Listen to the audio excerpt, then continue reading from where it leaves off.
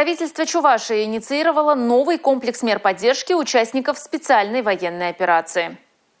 Законопроект разработали в Министерстве экономического развития и имущественных отношений Чувашии. Участники специальной военной операции, удостоенные звания Герои Российской Федерации или награжденные орденами, смогут получить в собственность бесплатно свободные участки. Земли разрешается использовать для строительства жилья либо для ведения личного подсобного хозяйства. Кроме того, предусматривается предоставление земельных участков в собственность бесплатно и членам семей указанных категорий граждан, погибшим в ходе участия в специальной военной операции.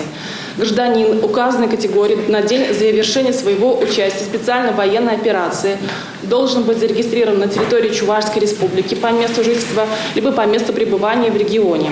Дети участников СВО и служащих Национальной гвардии получат право на бесплатное двухразовое питание в школе. Соответствующие поправки в законопроект инициировали в Министерстве образования Чувашии.